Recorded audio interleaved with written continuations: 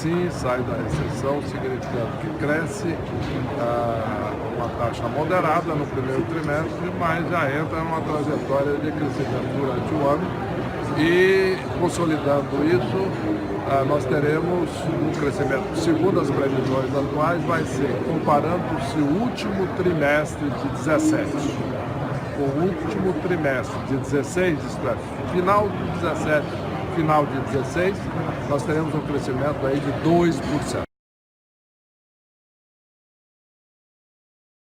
Recessão se aprofunda e PIB cai 4,99% em 12 meses.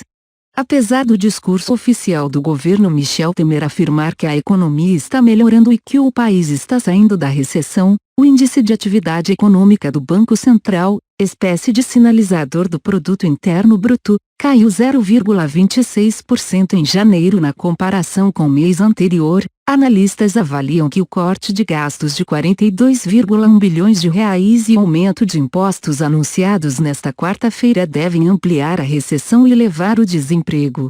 Reuters, o Índice de Atividade Econômica do Banco Central, espécie de sinalizador do PIB, caiu 0,26% em janeiro na comparação com o mês anterior, segundo dados desazonalizados divulgados pelo Banco Central nesta sexta-feira.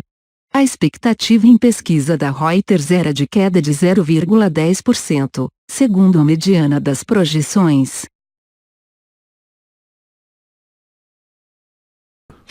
Denise Campos de Toledo. Olha, Josival, notícia ruim, uma notícia ruim que mexe mesmo com a população, não tem jeito. Essa semana a safra está pesada de indicadores. Agora o IBGE divulgou a PNAD contínua, que é a taxa de desemprego medida trimestralmente, e no trimestre encerrado em fevereiro a taxa chegou a 13,2%.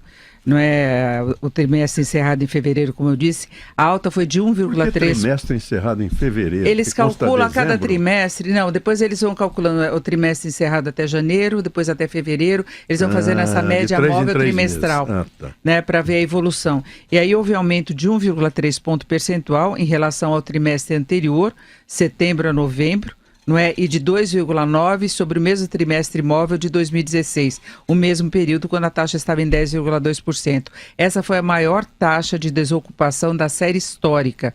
E a população desocupada chegou a 13,5 milhões de brasileiros. Bateu o recorde na série iniciada em 2012, nessa fórmula de cálculo do IBGE, porque ele alterou. Antes a medição era mensal, agora ele começou a registrar trimestralmente o que está acontecendo.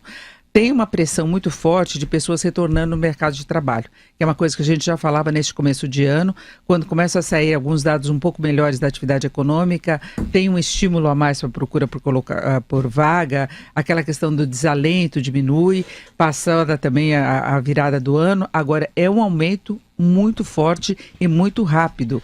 1,3 ponto percentual em um trimestre é muita coisa. O contingente de desempregados cresceu em 1,4 milhão de pessoas. Né? Então é muita coisa mesmo. O rendimento médio ficou estável em relação ao trimestre imediatamente anterior, ele ficou estável também em relação ao mesmo período do ano passado, e eu falava da safra dessa semana porque nós tivemos dados muito negativos em relação ao setor de serviços, em relação ao comércio. Nós tivemos há pouco a divulgação pelo Banco Central do IBCBR sinalizando retração ainda da atividade econômica no mês de janeiro e o rombo das contas públicas que persiste, até porque a arrecadação cai num ambiente como esse.